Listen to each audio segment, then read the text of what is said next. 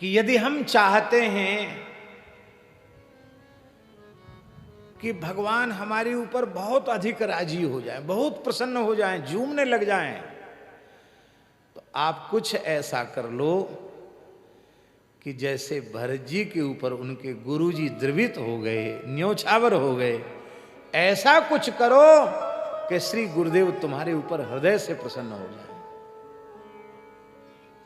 गुरुदेव प्रसन्न हो जाएंगे तो ठाकुर जी को अलग से प्रसन्न करने की आवश्यकता नहीं है। इस संबंध में भागवत जी का एक श्लोक बड़ा महत्वपूर्ण है।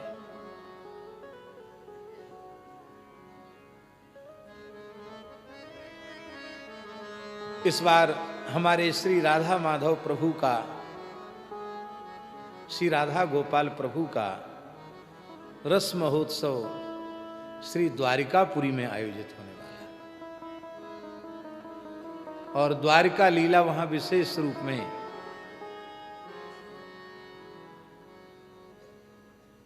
प्रेमियों के रसास्वादन के लिए,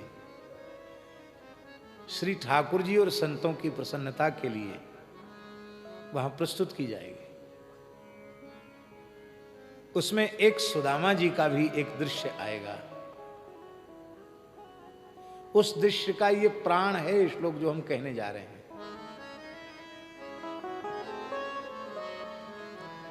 जब भगवान अनंत कोटि ब्रह्मांड नायक सर्वेश्वर परात्पर परब्रह्म भगवान द्वारिकाधीश श्री कृष्ण, ब्रह्मा जी शंकर जी जिनके चरणों का ध्यान करते हैं, साक्षात भगवती महालक्ष्मी जिन चरणों का संवाहन करती हैं, वे भगवान श्री कृष्ण सुदामा जी के चरणों को धो रहे हैं। उपहृत्या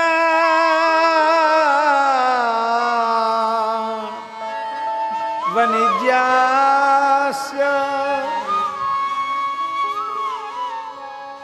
पादौ पादावने जने अग्रहीत शिरसाराजन भगवान लोक पावन। लोक पावन भगवान ने सुदामा जी के चरण धोए, चरणामृत पान किया, अपने मस्तक पर धारण किया, फिर उनके मस्तक पर चंदन लगाया, माला अर्पित की, आरती उतारी, कुछ भोग लगाया, साष्टांग प्रणाम किया।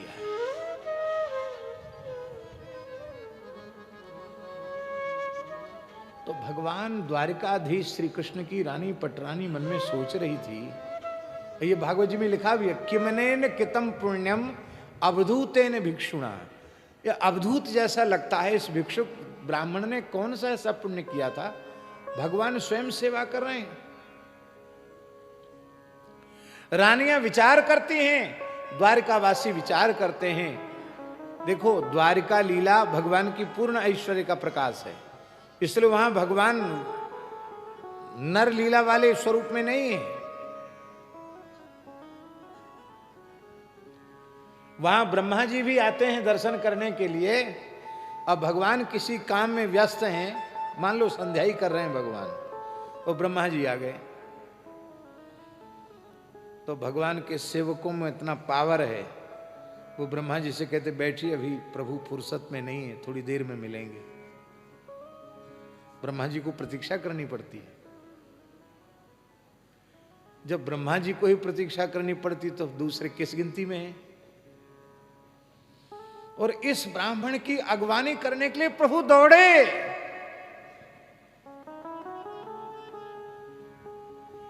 तीन अक्षर का नाम भगवान के कान में पड़ा, भगवान भूल गए सब कुछ।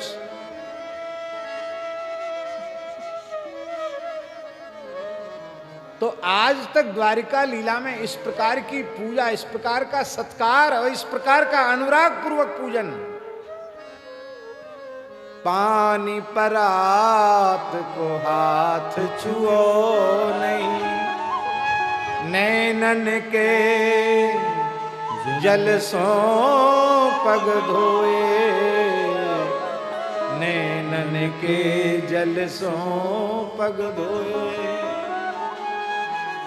देखी सुदामा की दीन दशा, करुणा करिके करुणा निधि रोए।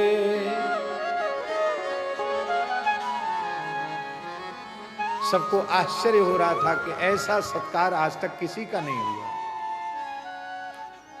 पर वहां ऐश्वर्य का प्रकाश है ना वैसी ज्यादा, इसलिए किसी को हिम्मत नहीं हो रही थी पूछने की। कौन पूछे, भगवान को टोके कौन कि आप क्यों ऐसा कर रहे हैं।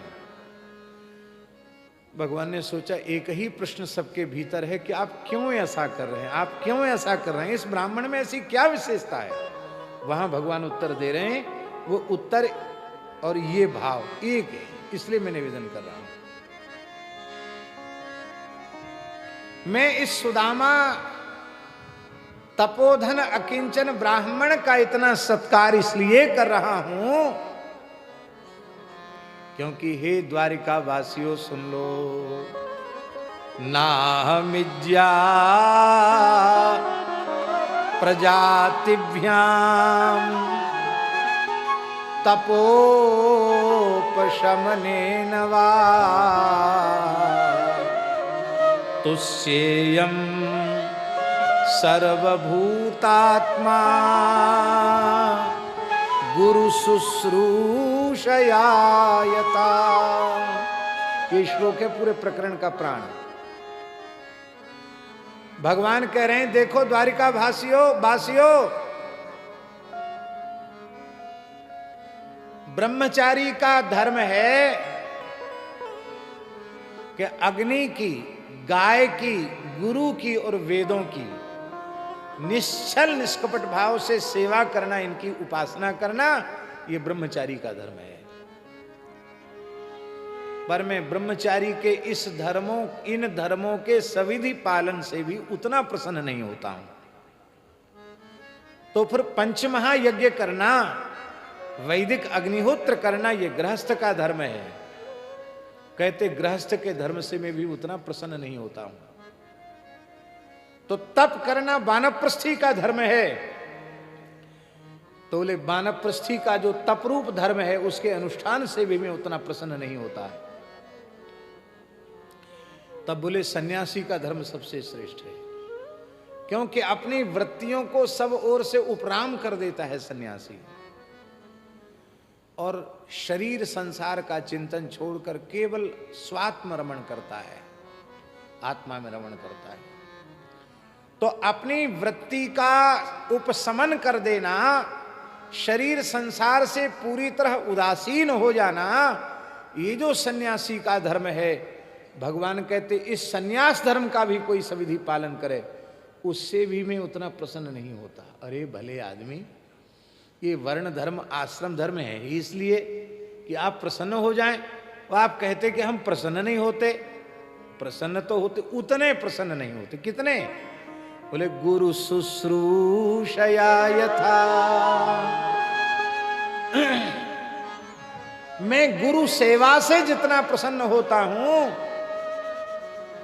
उतना प्रसन्न और किसी साधन से नहीं होता। भक्ति सागर जी का एक दोहा है, हमें बहुत प्रिय है। सुख संप्रदाय के आचार्य श्री चरणदास जी महाराज का दोहा। हरि सेवा 16 वर्ष,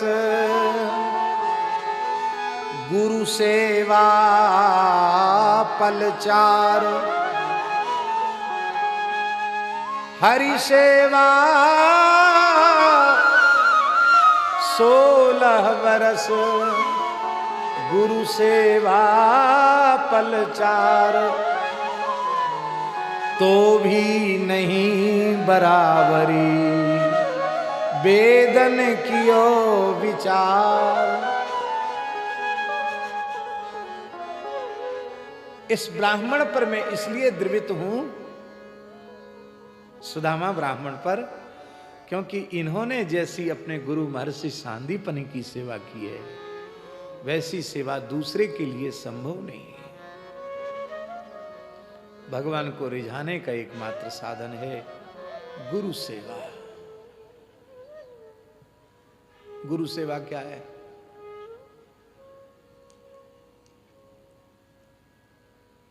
कपड़ा धो देना, हाथ पांव दबा देना, जूठा बर्तन साफ कर देना, ये भी सेवा है। हम नहीं कहते सेवा नहीं है, पर अन्यथा नहीं मानना। कई बार हाथ पांव दबाने वालों की दिमाग में गर्मी चढ़ती है तो सोचते हाथ पांव दबाते तो बहुत दिन हो गए, आज गला ही दबा दें, गुरु जी का काम खत्म।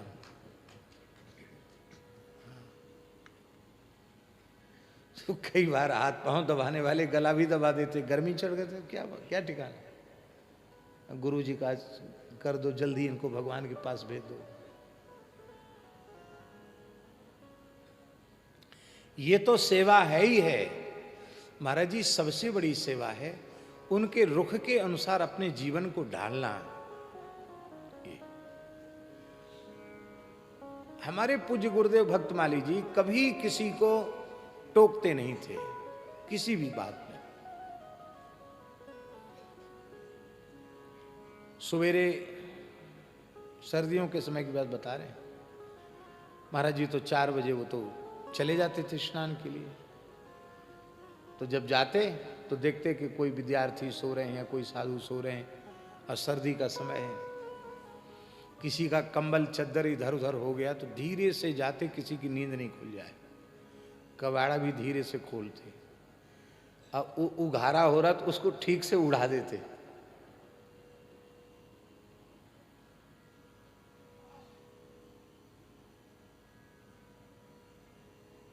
ऐसा स्वभाव था। जगाने की बात तो छोड़ो, ठीक से कपड़ा उड़ा देते कि बढ़िया से सो जाए।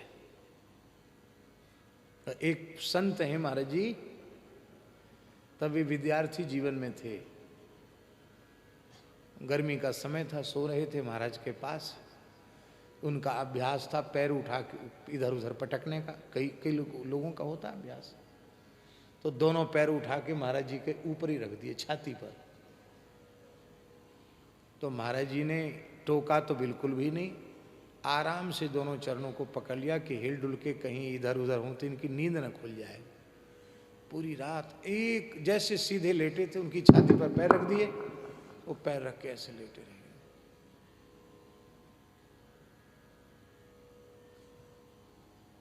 सत्य घटना है। ऐसा स्वभाव था, टोकने की तो बात ही दूर है।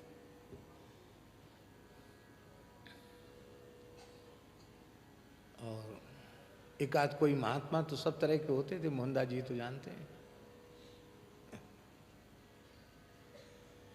महाराज जी स्नान ध्यान तो हुए नहीं और भूख बहुत जोर की लग रही, ठंडी का समय। खिचड़ी आपने बहुत अच्छी बनाई। महाराज जी बोले, अरे देखो भाई, शेर मुंह धो के शिकार नहीं करता है,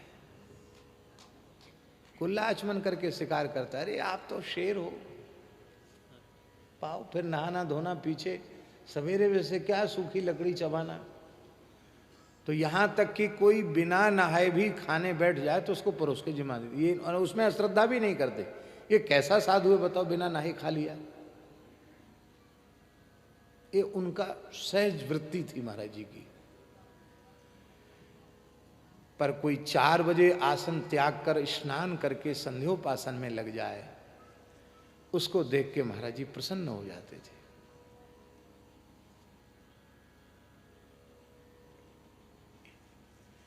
इसको कहते हैं सेवा, रुख का आदर करना।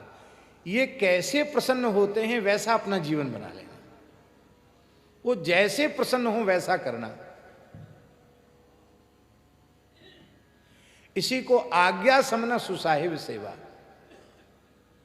आज्ञा का अर्थ केवल मुंह से बोला नहीं, रुख का अनुसरण करना, रुख का आदर करना, इसी को कहते आज्ञा।